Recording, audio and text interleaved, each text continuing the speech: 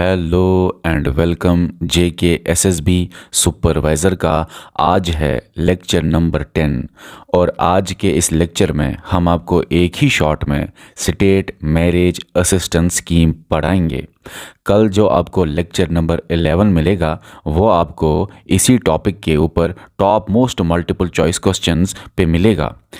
Lecture को start करने से पहले आपको बताऊं, अगर आप हमारा सुपरवाइज़र या कोई भी बैच ज्वाइन करना चाहते हैं तो इस व्हाट्सएप नंबर पे मैसेज करके लिखो सुपरवाइज़र या अपने बैच का नाम, आपको 24 आवर्स के अंदर अंदर बैच में ज्वाइन करा दिया जाएगा।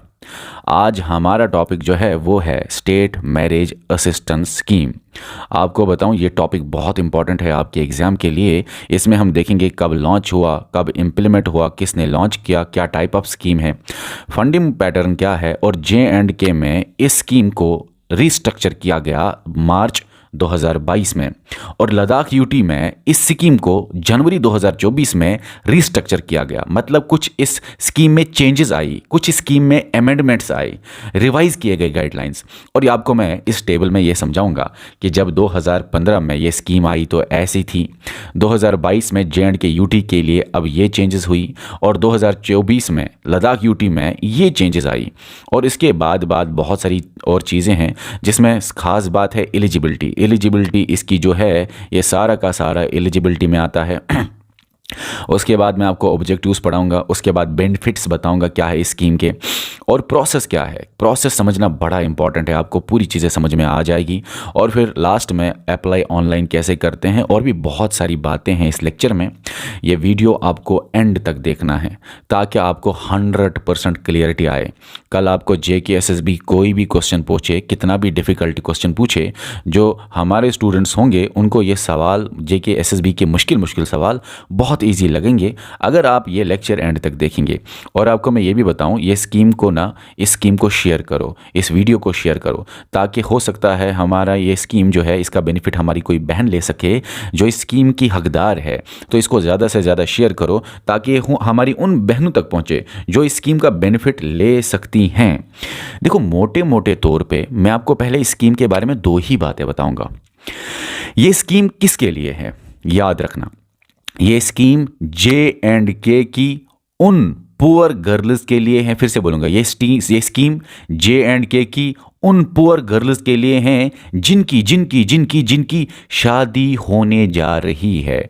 तो याद रखना, उन पुअर गर्ल्स के लिए हैं J&K की जिनकी शादी होने जा रही हैं। और अगर वो इस स्कीम के लिए अप्लाई करती हैं तो उनको शादी से पहले J&K का गवर्नमेंट उनको शादी से पहले 50,000 रुपये उनके अकाउंट में डाल देगी अगर वो इस स्कीम के लिए एलिजिबल थी।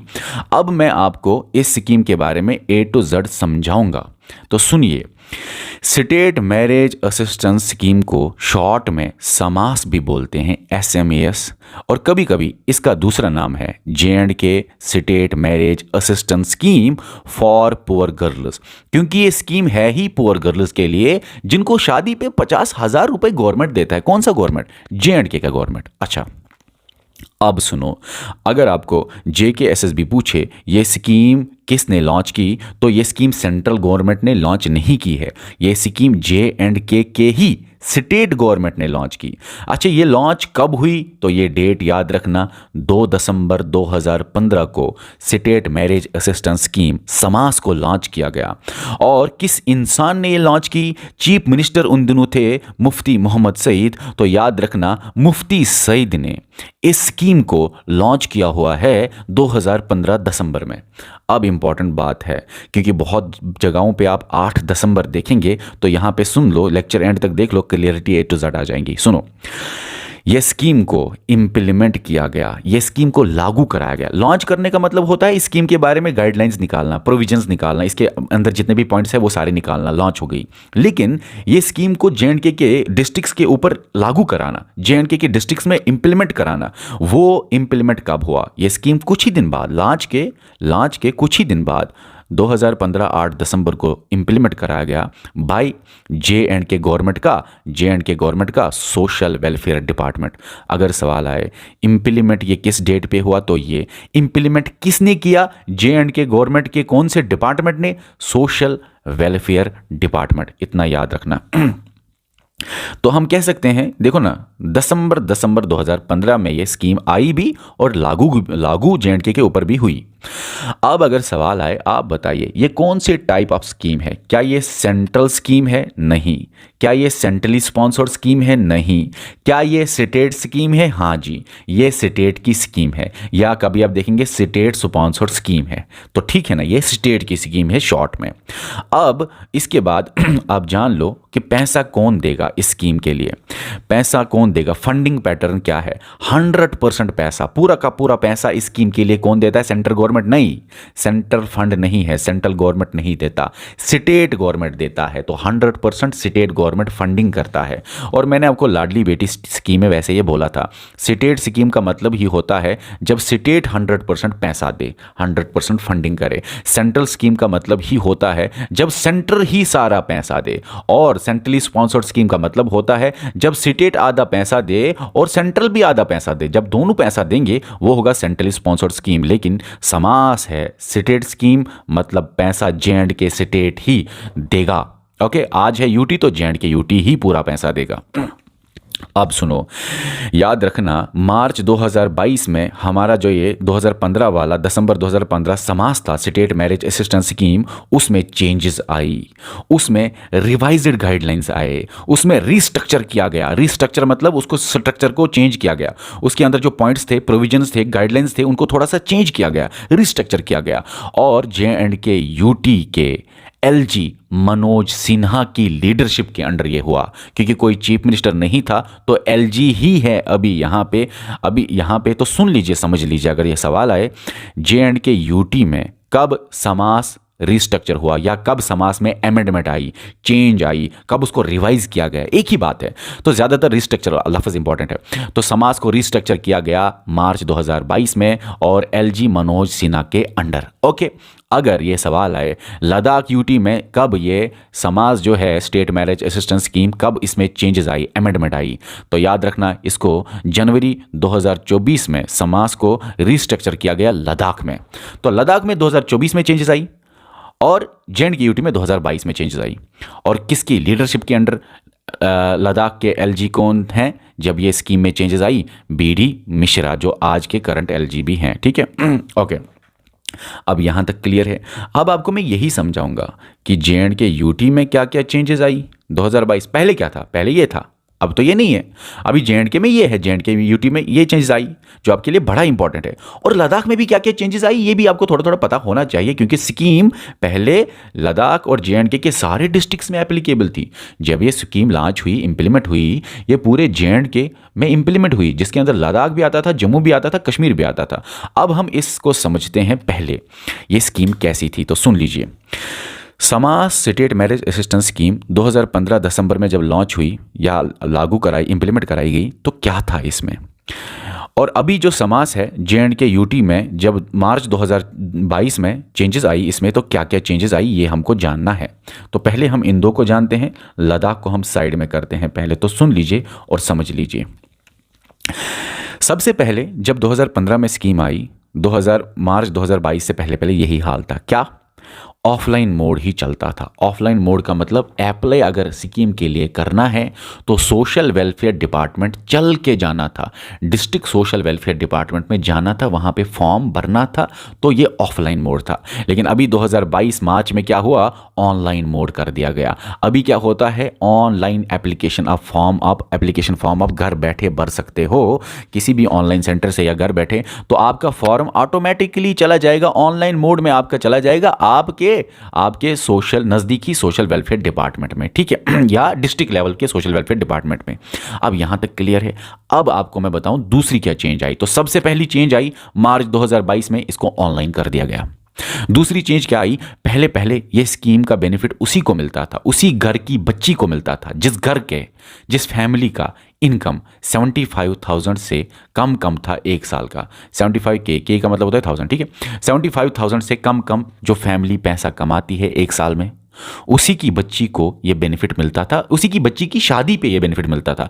स्टेट मैरिज असिस्टेंस स्कीम, लेकिन अब ये ख़त्म कर दिया गया। मार्च 2022 में जे.एंड.के में जो चेंज आई उसमें दूसरी चेंज यही आई, ये ख़त्म कर दिया गया। अब बोला गया जिस फैमिली के पास ए.वाई राशन कार्ड है या पीएचएच राशन कार्ड है, उस फैमिली की बच्ची अगर मैरिज करना चाहती है तो उसको उसको उसको 50,000 दिया जाएगा, उसको बेनिफिट मिलेगा शॉर्ट में।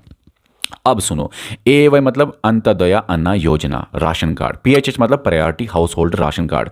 और ये राशन कार्ड उन्हीं को दिया जाता है जो बहुत ज़्यादा गरीब है। एक होता है पुअर, दूसरा होता है poorest of the poor, poorest of the poor. तो पुअरेस्ट ऑफ द पुअर जो है जे.एंड.के में, उन्हीं के पास ये राशन कार्ड है, ए.वाई और पीएचएच। तो ए.वाई और पीएचएच का मतलब ये होता है पुअर फैमिली है, बहुत ज़्यादा पुअर फैमिली है। तो पहले ये जो 75,000 का इनकम का सिस्टम था उसको हटा के अब बोला गया देखिए ये ऑलरेडी हमने कार्ड दिया हुआ है, तो जो ये कार्ड होल्डर्स है वही अप्लाई कर सकते हैं।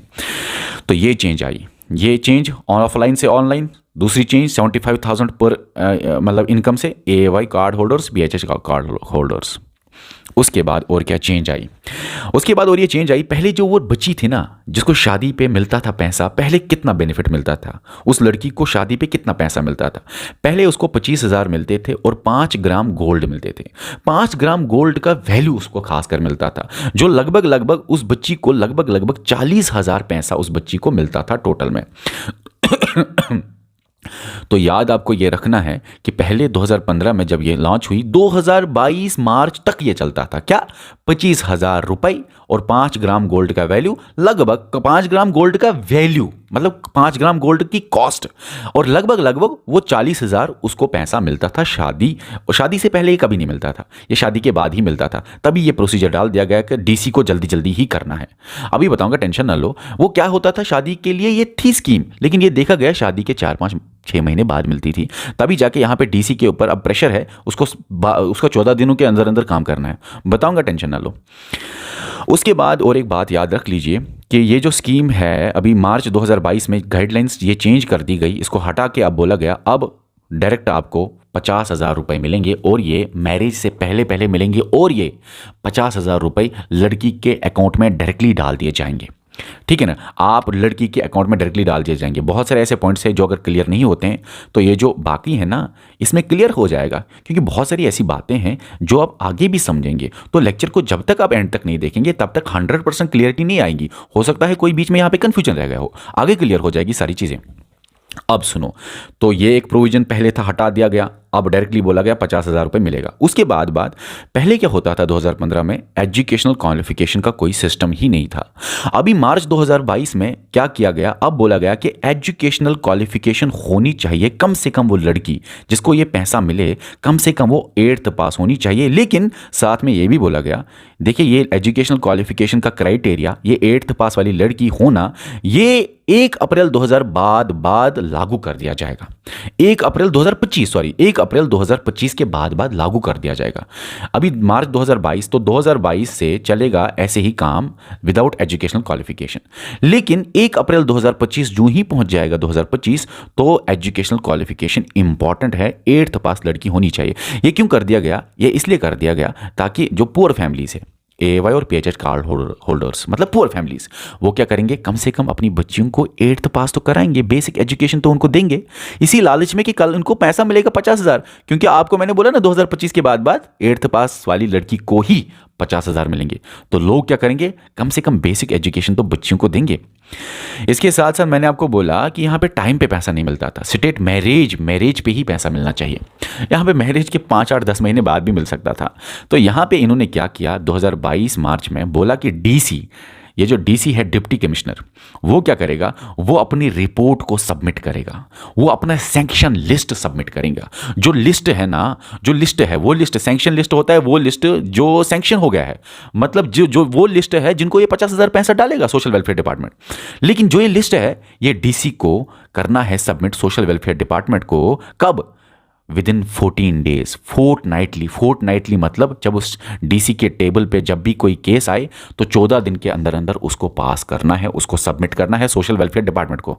सोशल वेलफेयर डिपार्टमेंट को जब सबमिट करना है तो सोशल वेलफेयर डिपार्टमेंट उस बच्ची के अकाउंट पे 50,000 रुपये डाल देगी। तो डीसी को जितने भी उसके पास एप्लीकेशंस पहुंचते हैं उनको सबमिट करना है आफ्टर वेरिफिकेशन, विदिन, याद रखना, विदिन 14 डेज, फोर्टनाइटली, 14 दिन, ठीक है ना। अच्छा, देखिए यहाँ पे अब थोड़ा सा हम देख लेते हैं लद्दाख में क्या हुआ। लद्दाख में देखो क्या क्या चेंज आई।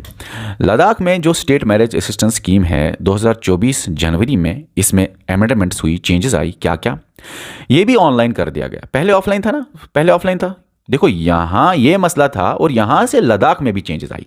अब लद्दाख में ये पहले तो ऑफलाइन था, अब लद्दाख ने भी ऑनलाइन किया और पहले ही 75,000 इनकम ये थी, लद्दाख ने भी इसको हटा के AAY और PHH कर दिया। पहले ये सिस्टम था, लद्दाख ने भी इसको हटा के 50,000 कर दिया। लेकिन लद्दाख ने कुछ और भी किया, बहुत इंपॉर्टेंट है, जो JNK ने नहीं किया। सुनो, लद्दाख ने ऑनलाइन कर दिया, लेकिन ऑनलाइन करके JNK में जाता था social welfare department, JNK state में भी जाता था सोशल वेलफेयर डिपार्टमेंट। लेकिन लद्दाख UT में ये सोशल वेलफेयर डिपार्टमेंट है ही नहीं, वहाँ पे social and tribal welfare department है। ये ट्राइबल वर्ड याद रखना, एडिशनल है लद्दाख में, social and tribal welfare department है वहाँ पे। तो वही ऑनलाइन फॉर्म जब आप भरते हो लद्दाख में तो वो पहुँच जाता है सोशल वेलफेयर डिपार्टमेंट, नहीं social and tribal welfare department, क्योंकि वहाँ पे ये है ही नहीं, वहाँ पे यही डिपार्टमेंट है जो कि ट्राइबल अफेयर्स भी मेंटेन करता है। अब सुनो, दूसरा प्रोसीजर क्या था कि 75,000 कम था, वो हटा दिया गया। AAY और PHH जैसे यहाँ पे कर दिया गया, यहाँ पे भी कर दिया गया। यहाँ पे 50,000, यहाँ पे भी 50,000 कर दिया गया और 50,000 कर दिया गया। और जो लड़की है वो 18 साल प्लस होनी चाहिए। देखो तीनों जगहों पे, यहाँ पे भी 18 प्लस लड़की होनी चाहिए या 18 साल की, 18 प्लस होनी चाहिए या 18 साल की मैरिजेबल एज, क्योंकि उससे नीचे नीचे इंडिया में इलीगल है लड़की की शादी कराना। लड़की आगे बताऊँगा इसी लेक्चर में ना, आगे 5-6 मिनट वेट करो, सब कुछ क्लियर हो जाएगा। फिलहाल इतना जानो, ये 18 यहाँ पे भी है, वहाँ पे भी, पहले भी स्टेट में 18 प्लस ही था, पहले भी था, एक सेकंड, पहले भी था 18, यहाँ पे भी 18 और यहाँ पे भी 18 है। लेकिन यहाँ पे मैंने 18 प्लस इसलिए लिखा क्योंकि कुछ खास बात बतानी है। वो खास बात क्या है तो सुनो सुनो सुनो, यहाँ पे ये प्रोविजन ऐड कर दिया गया। यहाँ पे बोला कि लड़का 21 ईयर्स का होना चाहिए, लड़की 18 साल की होनी चाहिए। ठीक है, अब सुनो यहाँ पे क्या खास है। यहाँ पे 1 लाख, देखो यहाँ तक तो क्लियर है, यहाँ तक तो क्लियर है। स्टेट मैरिज असिस्टेंस स्कीम, चलो ये 18 साल की होनी चाहिए, वो तो इधर भी है 18, इधर भी है 18, वो आपको आगे भी लेक्चर में पता चलेगा। 18 साल की तो होनी चाहिए, मैरिज तो तभी कर सकती है, 18 साल के नीचे तो इलीगल है।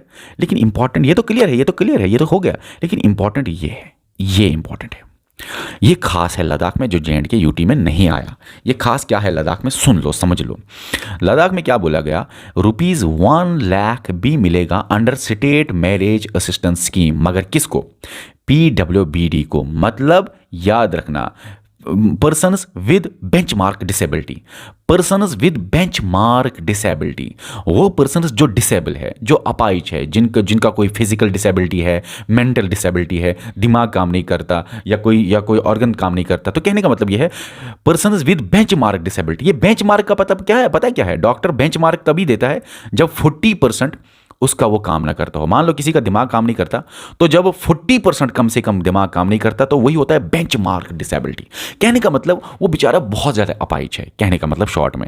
अगर लद्दाख में JNK में नहीं, अगर लद्दाख में कोई बहुत ज़्यादा अपाहिज है, हैंडीकैप्ड है, पर्सन विद बेंचमार्क डिसेबिलिटी है उसको, तो याद रखना, तो वो उसके और हाँ, उसके घर पोर हैं, उसके पास AAY और PHH कार्ड है, घर वाले बहुत गरीब है, ठीक है ना, सब कुछ है, और वो शादी भी करना चाहते हैं, तो याद रखना उसको 1 लाख मिलेगा। 50,000 के बदले उसको 1 लाख मिलेगा। और वो लड़के को भी मिलेगा जो अपाहिज हो और लड़की को भी मिलेगा जो अपाहिज हो। याद रखना 1 लाख रुपए मिल सकता है लद्दाख में under state marriage assistance scheme. किसको? जो PWBD होगा, physical person with benchmark disability, physical disable वाले या मेंटल डिसेबल वाले। और लड़की अगर होगी तो 18 प्लस साल की होनी चाहिए, तब मिलेगी। ब्राइड कौन होती है? वो लड़की जिसकी शादी होने वाली है। ग्रूम कौन होता है? वो लड़का जिसकी शादी होने वाली है। तो याद रखना ब्राइड की 18 प्लस एज होनी चाहिए और लड़के ग्रूम की 21 प्लस ईयर्स एज होनी चाहिए, क्योंकि इंडिया में गर्ल के लिए 18 प्लस लीगल एज है, उससे नीचे इलीगल है अगर आप लड़की की शादी कराते हो। और बॉय के लिए इंडिया में एज जो है ना, लीगल एज वो है 21 ईयर्स, और उससे नीचे अगर आप करते हो तो वो इलीगल है। तो ये इंडिया में लीगल मैरिज एज है लड़के के लिए 21 ईयर्स, लड़की के लिए 18 ईयर्स। तो कहने का मतलब ये है लीगल एज होनी चाहिए। और अगर पर्सन विद बेंचमार्क डिसेबिलिटी है और उसके पास AAY PHH कार्ड है तो उसको 50,000 के बदले 1 लाख मिल सकता है। ठीक है, ये लद्दाख के लिए है। अब आप यहाँ पे और देखो, ये जो स्कीम है state marriage assistance scheme, Ladakh के लिए बस इतना ही था, भूल जाओ, अगर समझ नहीं आया भूल जाओ, सवाल यहाँ पे आने के बहुत कम चांसेस है, लेकिन फिर भी बता दिया, JKSSB पे कोई भरोसा नहीं, भूल जाओ इस लद्दाख को। अब वापस आओ JNK पे और वापस आओ इस पे, क्योंकि यहीं से सवाल आएगा और इसी के बारे में अब जितना भी नीचे है इसी के बारे में है और यही है आपको याद रखना है। अब पहले ये जानो स्टेट मैरिज असिस्टेंस स्कीम जब आया और अभी भी एप्लीकेबल है ये to all the districts of JNK UT and Ladakh UT। और इस स्टेट मैरिज असिस्टेंस स्कीम में कौन पैसा ले सकता है, बेनिफिट कौन ले सकता है? JNK लद्दाख के लिए अब लड़का भी ले सकता है, क्यों? लेकिन अगर वो अपाइच हो, अगर वो अपाइच हो, अगर वो डिसेबल हो फिर तो JNK में याद रखना, JNK में बेनिफिशियरी कौन है, टारगेट ग्रुप कौन है, या स्कीम किसके लिए है, एक ही बात है, इनका मतलब एक ही है। तो पुअर गर्ल्स और वो 18 प्लस की होनी चाहिए, 18 या 18 प्लस, अभी बताऊंगा आगे, ठीक है? ओके, मतलब लीगल मैरिजेबल एज होनी चाहिए और पुअर होनी चाहिए, बस उसको मिलेगा। लेकिन इतना ही नहीं, उसके साथ साथ बहुत और सारी एलिजिबिलिटी क्राइटेरिया को फुलफिल करना है। अब ये एलिजिबिलिटी क्राइटेरिया क्या क्या है जिसको फुलफिल करना है वही हम देखेंगे। देखिए जो एलिजिबिलिटी है उसमें ये 5 पॉइंट्स आपको याद रखने हैं। कोई भी बच्ची जो अप्लाई करती है वो ये 5 पॉइंट्स फुलफिल करनी चाहिए, ये एलिजिबिलिटी है इस स्कीम को हासिल करने के लिए। सबसे पहला पॉइंट, लड़की गरीब होनी चाहिए। वो कैसे पता चलेगा? उसके फैमिली में जब AAY या PHH राशन कार्ड होगा उसकी फैमिली का, तो वो बच्ची गरीब है, पहला पॉइंट। दूसरा पॉइंट, वो 18 या 18 प्लस साल की होनी चाहिए, क्योंकि JNK में legal marriageable age, sorry India में, JNK क्या पूरे इंडिया में इंक्लूडिंग JNK में लीगल मैरिजेबल एज जो है वो 18 ईयर्स या 18 प्लस ईयर्स है। ओके, उसके बाद आपको मैं ये भी बताऊं कि मिनिमम क्वालिफिकेशन कितना होना चाहिए इस स्कीम को हासिल करने के लिए, 8th पास होना चाहिए। लेकिन खास बात आपको बताऊं, ये वाली एलिजिबिलिटी है, ये एलिजिबिलिटी 1 अप्रैल 2025 के बाद लागू कर दी जाएगी। तो अभी आजकल ये एलिजिबिलिटी अगर नहीं भी है 8th पास कोई बच्ची, तो तब भी वो एलिजिबल है। लेकिन ये जो एलिजिबिलिटी 1 अप्रैल 2025 के बाद होगी, इसके बारे में अब हम देखते हैं। लेकिन ये आज के लिए इंपॉर्टेंट नहीं है, लेकिन कल के फ्यूचर के लिए जो भी बच्चियां SMAS का समाज स्कीम के लिए अप्लाई करेंगी वो 1 अप्रैल 2025 के बाद 8th पास होनी चाहिए। अब सुनो इसमें क्या बोला गया, देखिए मिनिमम क्वालिफिकेशन 8th पास होगी और ये अप्लाई होगा 1 अप्रैल 2025 या 1 अप्रैल को भी 2025 या उसके बाद जो भी अप्लाई फॉर्म करती है, जो भी फॉर्म भरती है। उसके बाद आपको ये भी याद रखना है 1 अप्रैल 2022 से लेके 1 अप्रैल 2025 तक, मतलब 3 फाइनेंशियल ईयर्स तक। देखो अप्रैल से ही फाइनेंशियल ईयर स्टार्ट होता है, जिसने भी पढ़ा होगा अप्रैल से मार्च तक, 1 अप्रैल से 31 मार्च फाइनेंशियल ईयर होता है, जिसने इकोनॉमी में पढ़ा है। जो फाइनेंशियल ईयर होता है जिस पे गवर्नमेंट काम करता है वो 1 अप्रैल से लेके 31 मार्च, वो जनवरी से दिसंबर नहीं होता, ठीक है? चलो जो भी है, अब सुनो, ये स्कीम मार्च में आई, मार्च 2022 में। लेकिन ये स्कीम बोलती है, जो मार्च 2022 में रीस्ट्रक्चर किया गया, ये जो मार्च 2022 में रीस्ट्रक्चर किया गया, ये स्कीम बोलती है कि 1 अप्रैल 2022 से लेके 1 अप्रैल 2025 तक, इन 3 सालों में सारी गाइडलाइंस अप्लाई होगी। सभी न्यू गाइडलाइंस जो 2022 मार्च में आई JNK UT के लिए, वो अप्लाई होंगी except educational qualification. Educational qualification 2025 के बाद अप्लाई होगी 1 अप्रैल 2025। तो याद रखना, ठीक है? ये जो तीसरा पॉइंट है, ये जो आप पढ़ रहे हो, ये 2025 के बाद, ये खुद ये गाइडलाइंस में बोला जाता है। लेकिन जो ये 3 फाइनेंशियल ईयर है, इसमें क्या होगा? इसमें अवेयरनेस देगा DC CEO के साथ। कैसे? इन 3 सालों में क्या होगा, जो DC है, डिप्टी कमिश्नर है, वो CEOs के जरिए, CEO मतलब चीफ एजुकेशन ऑफिसर, उनके जरिए अवेयरनेस फैलाएगा कि बच्चियों को पढ़ाओ, बच्चियों को एजुकेशन दे दो, कम से कम 8th पास तो उनको पढ़ाओ, 8th पास तो उनको कराओ, बेसिक एजुकेशन तो उनको दे दो। और कहीं ना कहीं आपने बेटी बचाओ बेटी पढ़ाओ देखा होगा, सुना होगा बार बार, तो यहाँ पे वो भी चीज़ों की बात हो रही है। तो कहने का मतलब यह है शॉर्ट में, DC चीफ एजुकेशनल ऑफिसर के जरिए क्या करता है? अवेयरनेस फैला रहा है, खासकर PHH और AAY फैमिलीज में।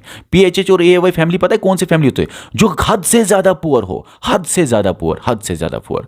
और ये चीफ एजुकेशन ऑफिसर और DC मिलके चाहते हैं कि लोगों के पास ये अवेयरनेस हो जाए, खासकर गरीब फैमिलीज को, कि अपनी बच्चियों को पढ़ाओ और अपनी बच्चियों को एजुकेशन दे दो। क्योंकि क्योंकि 1 अप्रैल 2015 के बाद 8th पास ये बच्ची होनी चाहिए, तब जाके 50,000 इसको मिलेगा मैरिज पे SMAS स्कीम के जरिए। अब और एक इंपॉर्टेंट बात सुन लो। ये तो क्वालिफिकेशन, ये भी तो क्वालिफिकेशन, चलो ये क्वालिफिकेशन को अभी के लिए छोड़ दो क्योंकि ये 2025 के बाद है। लेकिन ये जो बच्ची अप्लाई करेगी वो अप्लाई करनी चाहिए at least 1 month before marriage date. जब भी मैरिज डेट होगा उससे 1 महीना पहले 7 दिन पहले नहीं, 2 दिन पहले नहीं, 10 दिन पहले नहीं, कम से कम 1 महीना पहले वो अप्लाई करनी चाहिए, वो भी ऑनलाइन अप्लाई करनी चाहिए, तब जाके वो एलिजिबिलिटी है, तब जाके वो एलिजिबल है। अगर कोई 21 दिन पहले ही अप्लाई करेगी या 1 हफ्ता पहले ही अप्लाई करेगी तो उसको फॉर्म को रिजेक्ट कर दिया जाएगा। कम से कम 1 महीना पहले आपको अप्लाई करना है। फिर आप 2 महीने पहले अप्लाई करो, 3 महीने पहले अप्लाई करो, 4 महीने पहले अप्लाई करो, 5 महीने अप्लाई करो, 6 महीने पहले अप्लाई करो, डजंट मैटर ये करता है कि मिनिमम 1 महीना होना चाहिए, 1 मंथ से कम नहीं होना चाहिए। अगर लगा डीसी को या इनको अगर लगा वेरिफिकेशन के टाइम पे कि आपने 23 दिन पहले ही ये अप्लाई किया हुआ है तो आपका फॉर्म रिजेक्ट हो जाएगा, क्योंकि गवर्नमेंट को चाहिए कम से कम 1 महीना ये प्रोसेस करने के लिए, और आपकी शादी पे ही आपको 50,000 रुपए मिलना चाहिए। तो ये आपको याद रखना है, इंपॉर्टेंट पॉइंट है। उसके बाद ये भी याद रखना, ये जो एलिजिबल वही लड़की है जिस लड़की ने नहीं लिया है बेनिफिट, वही एलिजिबल है जिस लड़की ने बेनिफिट नहीं लिया है फ्रॉम एनी स्कीम, किसी भी स्कीम से, चाहे वो यूटी की JNK यूटी की स्कीम हो या चाहे वो सेंट्रली स्पॉन्सर्ड स्कीम हो। लेकिन इंपॉर्टेंट है for same purpose, for marriage, शादी के लिए। तो कहने का मतलब ये है वो लड़की एलिजिबिलिटी में नहीं, वही लड़की एलिजिबल है जिसने नहीं लिया है बेनिफिट किसी भी स्कीम से शादी के लिए ही, खासकर लाडली बेटी स्कीम जो कि शादी के लिए ही है ना, जो मैंने आपको इससे पहले पढ़ाया। और ये जो आपको मैं पढ़ा रहा हूं समास, स्टेट मैरिज असिस्टेंस स्कीम, ये भी तो शादी के लिए ही है। तो कोई भी बच्ची जिसने ऑलरेडी ये समाज से बेनिफिट लिया है या लाडली बेटी स्कीम से बेनिफिट लिया है वो एलिजिबल नहीं है। वही एलिजिबल है जिसने नहीं लिया हो बेनिफिट किसी भी से, क्योंकि समाज जो है ना ये 1 टाइम बेनिफिट ही है। जो मैं आपको पढ़ा रहा हूं स्टेट मैरिज असिस्टेंस स्कीम, इसमें आप एक ही टाइम के लिए बेनिफिट ले सकते हैं, बार बार नहीं। अगर किसी बच्ची ने एक बार लिया है तो वो दूसरी बार नहीं एलिजिबल नहीं है। और अगर किसी ने लाडली बेटी स्कीम से लिया हुआ है वो भी एलिजिबल नहीं है। अगर एक बार स्टेट मैरिज असिस्टेंस स्कीम से लिया है वो भी एलिजिबल नहीं है, या किसी दूसरी स्कीम के लिया है मैरिज के लिए, सेम पर्पज के लिए, तो वो बच्ची एलिजिबल नहीं है। ये जो 5 पॉइंट्स है, ये 5 पॉइंट्स नॉर्म्स भी है। ये 5 पॉइंट्स जो एलिजिबिलिटी है ना, यही 5 पॉइंट्स हैं नॉर्म्स। जब डीसी या डिस्ट्रिक्ट सोशल वेलफेयर ऑफिसर जब क्या करता है, जब वेरिफिकेशन करता है, तो यही बेसिस पे करता है जो मैंने अभी 5 पॉइंट्स आपको बोला। ये 5 पॉइंट्स एलिजिबिलिटी के साथ साथ नॉर्म्स भी है। Observer to sanction benefit sanction करने के लिए, बेनिफिट देने के लिए डीसी यही देखता है, यही 5 पॉइंट्स देखता है। तो यही 5 पॉइंट्स है, यही 5 नॉर्म्स है डीसी के लिए। क्या आप देखो क्या वो लड़की सच में पुअर है, आप देखो क्या वो लड़की सच में 18 साल की है, मैरिजेबल एज की है, आप देखो, चलो ये तो अभी नहीं है, आप देखो क्या उसने 1 महीना दिया हुआ है गवर्नमेंट को प्रोसेस करने के लिए, कहीं 1 हफ्ता पहले ही तो नहीं है, रिजेक्ट करो। फिर आप देखो क्या उसने लाडली बेटी स्कीम के अंदर लिया है बेनिफिट, अगर लिया है बेनिफिट तब उसका फॉर्म रिजेक्ट करो। क्या उसने एक बार तो नहीं लिया है स्टेट मैरिज असिस्टेंस स्कीम से बेनिफिट, अगर लिया है एक बार बेनिफिट तो दूसरी बार वो कैसे बेनिफिट ले सकते हैं, उसका फॉर्म रिजेक्ट करो।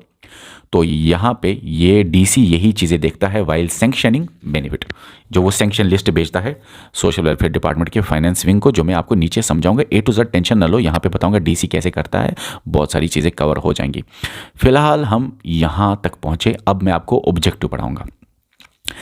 देखो ऑब्जेक्टिव क्या है इस स्कीम का, ऑब्जेक्टिव 2 हैं इस स्कीम के, दोनों ऑब्जेक्टिव है। सबसे पहला और मोस्ट इंपॉर्टेंट यही है कि पैसा मिलेगा, फाइनेंशियल असिस्टेंस दिया जाएगा गरीब लड़कियों के फैमिलीज़ को बिफोर मैरिज। ये बिफोर मैरिज बड़ा इंपॉर्टेंट इसलिए है क्योंकि पहले क्या होता था, जब ये ऑनलाइन नहीं था 2022 में मार्च में, जब ये रिस्ट्रक्चर्ड गाइडलाइंस आई ना 2022 मार्च में, तो वहाँ पे उस गाइडलाइंस में खासकर ये लिखा है कि आपको मैरिज से पहले ही पैसा देना है। ऐसा नहीं हो सकता कि मैरिज होगी तो आप फिर 3, 4, 5, 6 महीने बाद पैसे भेजते हो, नहीं, आपको मैरिज के साथ ही पैसे देना, चाहे 1 दिन पहले 2 दिन पहले, कोशिश करनी है बिफोर मैरिज पैसा मिले।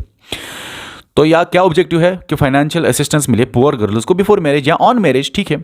और दूसरा पॉइंट क्या है, स्टॉप करना है चाइल्ड मैरिज ऑफ गर्ल्स। पता है कैसे होगा stop child marriage of girls? ये कैसे करेगा? आपको कैसे लगता है चाइल्ड मैरिज गर्ल्स का स्टॉप होगा इस स्कीम से? आपको कैसे लगता है? सुनो, 18 साल प्लस की जब लड़की होगी तभी तो वो एलिजिबल है, तभी तो 50,000 रुपए मिलेंगे शादी पे। तो लोग क्या करेंगे, अपनी बच्चियों की शादी 18 ईयर से पहले नहीं कराएंगे। 18 ईयर से पहले पहले भी लोग बच्चियों की शादी कराते हैं, जो कि इलीगल है। तो यही चाइल्ड मैरिज, जो छोटी बच्चों की शादी होती है, उसको स्टॉप करने के लिए ये भी एक ऑब्जेक्टिव है SMAS समाज का। कैसे? डायरेक्ट अगर ऑब्जेक्टिव नहीं, इनडायरेक्टली है। कैसे? अब लोग बच्चियों की शादी नहीं करेंगे, वो वेट करेंगे 18 साल या 18 साल प्लस का वेट करेंगे, तभी जाके वो उनको सुमास को अप्लाई करेंगे और उनको 50,000 रुपए मिलेगा उनकी बच्ची की शादी के लिए। तो लोग लालच में आएंगे, तो वो स्टॉप करेंगे चाइल्ड मैरिज, बोलेंगे अरे हमको तो फायदा लेना है, अभी 17 साल 16 साल में मैरिज नहीं कराएंगे बच्चों की, 18 साल वेट करेंगे, 50,000 गवर्नमेंट से लेंगे। तो ये भी एक ऑब्जेक्टिव है इसका कि अब बच्चियों की शादी नहीं होगी बचपन में। बेनिफिट क्या है इसके? जो भी बच्ची है उसको क्या मिलेगा? उसको मिलेगा 50,000 रुपए। जो भी एलिजिबल है इसके लिए बेनिफिशियरी, एलिजिबल बेनिफिशियरी गर्ल जो है उसको 50,000 रुपए मिलेगा। वन टाइम फाइनेंशियल असिस्टेंस मिलेगा, बार बार नहीं मिल सकता कि बार बार हो, नहीं, एक ही बार मिलेगा और बिफोर मैरिज ही मिलेगा। ये इस गाइडलाइंस में लिखा हुआ है। गाइडलाइंस में लिखा हुआ है कि कोशिश आपको करनी है बिफोर मैरिज ही मिले, नहीं तो क्या फ़ायदा। स्टेट मैरिज असिस्टेंस स्कीम, ये मैरिज के लिए स्कीम है। क्या फ़ायदा, आप एक साल बाद दोगे, मैरिज के बाद फ़ायदा नहीं उसका। अब सुनो, बेनिफिट यही है, 50,000 मिलेगा लड़की को, वन टाइम फाइनेंशियल असिस्टेंस मिलेगा। देगा कौन? सेंट्रल गवर्नमेंट नहीं, JNK का गवर्नमेंट देगा। बाप पेरेंट्स के अकाउंट में डालेगा क्या? नहीं, इसी लड़की के, मतलब बेनिफिशियरी मतलब जो ये अप्लाई करती है, इसी बेनिफिशियरी गर्ल के बैंक अकाउंट में ये 50,000 रुपए मिलेगा through DBT, direct benefit transfer mode. DBT क्या होता है? जब पहले क्या होता था, पहले आपको डिपार्टमेंट जाना पड़ता था, डिपार्टमेंट में ऑफिसर्स क्या करते थे, यही पैसा देते थे लोगों को, यही ऑफिसर अपने हाथ से। उससे क्या होता था, बहुत सारे ऑफिसर अपने जेब में डालते थे पैसा। तो अब क्या है, अब ऑफिसर के जरिए नहीं, अब डायरेक्टली अकाउंट में डाला जाएगा पैसा, डायरेक्ट बेनिफिट ट्रांसफर। अब ये सोशल वेलफेयर डिपार्टमेंट जो ये गवर्नमेंट है, गवर्नमेंट खुद ही पैसा डालेगा, थ्रू ऑफिसर्स नहीं, डायरेक्ट पैसा डालेगा। अभी आपको कैसे बताऊंगा मैं डायरेक्ट बेनिफिट कैसे मिलेगा, वही आपको बोलूंगा, मैं यहां पे समझाऊंगा प्रोसेस। सुनिए और समझिए इस प्रोसेस को, बहुत ईजी है। ये जो लड़की है, गर्ल है, मान लो ये गर्ल है, सबसे पहले इसके पास बैंक अकाउंट होना चाहिए, क्योंकि वही बैंक अकाउंट में पैसा आएगा। अब ये लड़की जाएगी ऑनलाइन अप्लाई फॉर्म भरने के लिए, चाहे घर से भी भर सकती है, घर से भी अप्लाई कर सकती है ऑनलाइन, या खिदमत सेंटर से या दुकान से भर सकती है। ये ऑनलाइन एप्लीकेशन फॉर्म भर दिया। ऑनलाइन एप्लीकेशन फॉर्म जब ये भर दिया, वो बच्ची चली गई घर, लेकिन ये फॉर्म चला जाएगा सोशल वेलफेयर डिपार्टमेंट में।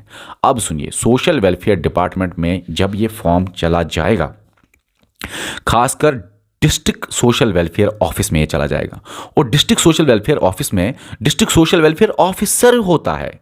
उस ऑफिसर को काम है कि ये एप्लीकेशन, जो फॉर्म भरा इसने, इस बच्ची ने, जो अभी मैंने आपको दिखाई इसी फिगर में, यहाँ पे बच्ची, जो ये बच्ची ने फॉर्म भरा, जो बच्ची ने ऑनलाइन फॉर्म भरा, और ये जो डिस्ट्रिक्ट सोशल वेलफेयर ऑफिसर है, इसको वेरीफाई करना है। इसी तरह 1000 100 बच्चियों की फॉर्म आ जाएगी, 500 बच्चियों के फॉर एग्जाम्पल। तो मान लो 10 12 10 20 40 बच्चियों की फॉर्म आ गए, तो ये डिस्ट्रिक्ट सोशल वेलफेयर ऑफिसर को ये वेरीफाई करना है। वो क्या वेरीफाई करेगा? वो देखेगा क्या ये बच्ची एजड है, एज इसकी बराबर है, मैरिजेबल एज है, कहीं ऐसा ना हो इलीगल शादी है, 17 साल ही अभी, ये 18 प्लस होनी चाहिए ना ये लड़की। और दूसरा क्या ये देखेगा, वेरीफाई करेगा, दूसरा देखेगा क्या ये सच में अनमैरिड है, इसकी मैरिज है या नहीं, ऐसे ही बेवकूफ़ हमको बना रहे। ऐसे ही बहुत सारी चीज़ें वेरीफाई करेगा।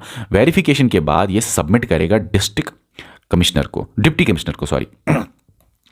तो डिस्ट्रिक्ट सोशल वेलफेयर ऑफिसर अपना रिपोर्ट सबमिट करेगा विद रिकमेंडेशंस। रिकमेंडेशंस मतलब कि बोलेगा हाँ मुझे ये ठीक लगा, अब आप आगे देख लीजिए। अब ये आपको बता दूं, ये जो डीसी है, डिप्टी कमिश्नर, इसके पास जाएगा तो सुन लीजिए अब क्या होगा।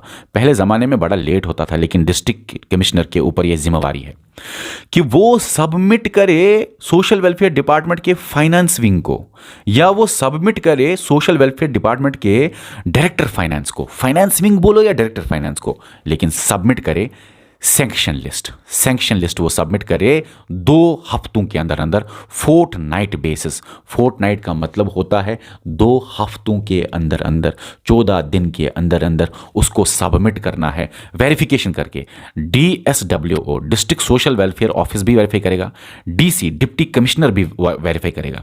वेरिफिकेशन होगी और वेरिफिकेशन के बाद DC को वो ऐसे ही बैठ नहीं सकता 6-7-8 महीने बाद रिस्पॉन्स देगा, नहीं। उसको जब ये टेबल पे आया ये एप्लीकेशन, तो उसको 2 हफ्तों के अंदर अंदर ये एप्लीकेशन भेजना है फाइनेंस डायरेक्टर को, सोशल वेलफेयर डिपार्टमेंट के फाइनेंस डायरेक्टर को। और ये जो सैंक्शन लिस्ट DC भेजता है ये फाइनल सैंक्शन लिस्ट होता है। मतलब अगर DC ने अप्रूव यहां से कर दिया तो फाइनेंस डायरेक्टर 50,000 तो डालेगा ही, ठीक है। अच्छा, अब जब DC मतलब 14 दिन में, 2 हफ्तों में, फोर्टनाइट में लिस्ट भेजता है, सैंक्शन लिस्ट भेजता है, एक ही का नहीं होगा, 30, 40, 50 का होगा। फॉर एग्जांपल सैंक्शन लिस्ट भेजेगा फाइनेंस डायरेक्टर को, फाइनेंस डायरेक्टर सबको पैसा देता है और इस बच्ची को भी पैसा मिलेगा डायरेक्टली उसके अकाउंट में, डायरेक्ट बेनिफिट मिलेगा, डायरेक्ट बेनिफिट ट्रांसफर होगा, 50,000 देगा और वन टाइम ही होगा, दूसरी बार नहीं होगा, एक ही बार होगा। बच्ची अगर कोई है 5-10 बार भी शादी करे, सोचेगी अलग अलग शादी पे अलग अलग पैसा मिलेगा, नहीं, एक ही शादी पे मिलेगा, एक ही बार मिलेगा, बार बार नहीं मिलेगा। अब यहाँ पे ये भी आपको मैं समझाना चाहता हूँ, बड़ा इंपॉर्टेंट है। पहले 2015 से पहले क्या होता था, ऑफलाइन था, लेकिन जब ये ऑनलाइन आया, अब ये लड़की अप्लाई भी ऑनलाइन करती है और सोशल वेलफेयर डिपार्टमेंट का फाइनेंस डायरेक्टर फाइनेंस भी उसको 50,000 देता है, फाइनेंशियल असिस्टेंस देता है ऑनलाइन ही। बीच में अब कोई इंटरमीडिएटरी नहीं है। बीच में इंटरमीडिएटरी जब होते थे वो पैसा बहुत खाते थे, तो इसलिए डायरेक्ट बेनिफिट होगा। अब डायरेक्ट बेनिफिट ट्रांसफर जो मैंने आपको समझाया। आप समझो, ऑनलाइन एप्लीकेशन फॉर्म भरना है। ऑनलाइन एप्लीकेशन फॉर्म जो भरना है वो कहाँ पे भरना है, जन सुगम पोर्टल पे, www.jansugam.jk.go.in इस वेबसाइट पे जाके आप एप्लीकेशन फॉर्म भर सकते हो। लेकिन हाँ, date of marriage above 1 month होना चाहिए। 10 दिन, 12 दिन, 20 दिन, 30 दिन से पहले नहीं चलेगा। 30 दिन या 1 मंथ होना चाहिए और 1 मंथ से ज़्यादा होना चाहिए टाइम, चाहे फिर 4 महीने हो, 5 महीने हो, 6 महीने हो, 1 साल हो, 10 साल हो। 10 साल होगा नहीं, क्योंकि आपको मैरिज कार्ड भी अपलोड करना है। मैरिज कार्ड, वो कार्ड जहाँ पे डेट ऑफ मैरिज होता है। और अक्सर आप डेट ऑफ मैरिज कब निकालते हो, जो भी शादी करता है 2 महीने पहले निकालते हैं, 3 महीने, 4 महीने, 1 महीना, है ना, ऐसा ही तो होता है। मैरिज डेट तो ऐसे ही निकालते हैं ना, 1, 2, 3, 4, 5 महीना। तो ठीक है, सुनो आप डॉक्यूमेंट्स क्या क्या चाहिए। सबसे पहले आधार तो हर स्कीम के लिए चाहिए ही होता है। अब आधार के साथ साथ और क्या डॉक्यूमेंट्स चाहिए, आपको AAY या PHH राशन कार्ड होना चाहिए। AAY या PHH राशन कार्ड क्या बताएगा कि हाँ फैमिली पुअर है। उसके बाद आपको डोमिसाइल भी चाहिए। डोमिसाइल क्या बताएगा कि JNK के ही हैं। देखो, कोई पंजाब से आएगा उसको तो नहीं मिलेगा ना पैसा, तो JNK के डोमिसाइल है तो JNK की ही बच्ची है। उसके बाद डेट ऑफ बर्थ चाहिए। क्यों डेट ऑफ बर्थ चाहिए? क्योंकि पता होना चाहिए बच्ची 18+ साल की होनी चाहिए, 18 ईयर्स की होनी चाहिए, ठीक है। उसके बाद क्या चाहिए? मैरिज कार्ड चाहिए। मैरिज कार्ड बोलो, वेडिंग कार्ड बोलो, मैरिज इन्विटेशन कार्ड बोलो, एक ही बात है लगभग। तो मैरिज कार्ड जो है ये चाहिए। अब ये जो मैरिज कार्ड है ये क्यों चाहिए? क्योंकि ये बताएगा date of marriage. Date of marriage से पता चलेगा कम से कम, हाँ 1-2 महीने तो इन्होंने दिए हैं, 1, 2, 3, 4, 5 महीने जितना भी हो, कम से कम 1 महीना होना चाहिए। उसके बाद और क्या चाहिए? बैंक डिटेल्स चाहिए बेनिफिशियरी के। क्यों? क्योंकि 50,000 तो बेनिफिशियरी के बैंक डिटेल 50,000 तो बेनिफिशियरी के बैंक अकाउंट में ही आएंगे, लड़की के अकाउंट में ही डाले जाएंगे। उसके बाद चाहिए एफिडेविट। याद रखना, एफिडेविट चाहिए।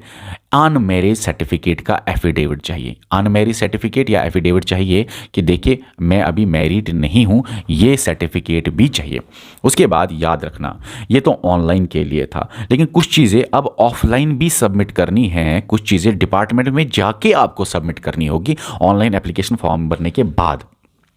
सुनो, अगर कोई स्पेशल केस है, फॉर एग्जाम्पल विडो है जिसका हस्बैंड की डेथ हुई है, लेकिन उसने स्टेट मैरिज असिस्टेंस स्कीम से बेनिफिट नहीं लिया था पहली शादी पे, तब जाके वो जा सकती है डिपार्टमेंट, लेकिन उसको वहां पे दिखाना होगा एक्स हस्बैंड की डेथ सर्टिफिकेट दिखाना होगा। और बाकी जो मैरिज डेट जो भी है ऑनलाइन उसने भरा होगा सब कुछ, लेकिन उसको एडिशनल क्या दिखाना होगा?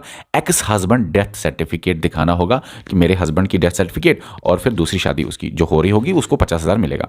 इसी तरह जो डाइवोर्स्ड होगी, जिसको डाइवोर्स दिया होगा तो उसको क्या दिखाना होगा? और डाइवोर्स्ड भी उसने स्टेट मैरिज असिस्टेंस स्कीम पहली बार नहीं ली है, बाकी वो पुअर है, PHH AAY फैमिली से बिलोंग करती है और उसने स्टेट मैरिज असिस्टेंस स्कीम नहीं ली हुई है, ठीक है ना।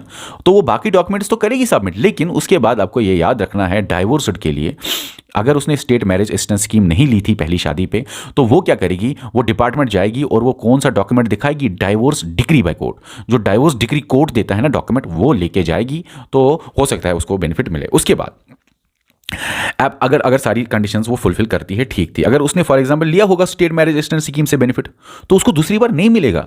विडो ने अगर एक बार लिया हुआ है पहली शादी पे, उसको दूसरी बार नहीं मिलेगा। ये वन टाइम बेनिफिट ही है और इसमें मैक्सिमम एज नहीं दिया गया है। अगर कोई 40 साल की भी है ना, वो भी इसका बेनिफिट ले सकती है। मिनिमम एज दिया गया है 18+ होनी चाहिए।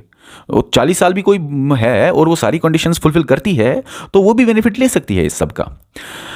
आपने जब एप्लीकेशन फॉर्म भरा तो आप ट्रैक कर सकते हो अपना एप्लीकेशन स्टेटस। कैसे? एप्लीकेशन जब फॉर्म भरते हो तो ना एक एप्लीकेशन नंबर मिलता है, और ये जो एप्लीकेशन नंबर है ना, ये आपके ईमेल पे या फ़ोन नंबर पे मिलता है। ये एप्लीकेशन नंबर ये आपके ईमेल पे या फ़ोन नंबर पे आता है। जैसे लाडली बेटी स्कीम पे भी आप ईमेल या फ़ोन नंबर पे आपको ये एप्लीकेशन नंबर आता है। उसी एप्लीकेशन नंबर के ज़रिए आप सारी चीज़ें ट्रैक कर सकते हो। उसके बाद आपको ये भी याद रखना है, अगर सवाल आपको JKSSB पूछे, इस स्कीम का नोडल डिपार्टमेंट या रेलिवेंट डिपार्टमेंट कौन सा है जो इस स्कीम को इंप्लीमेंट कर, या इंप्लीमेंटिंग एजेंसी इस स्कीम का क्या है।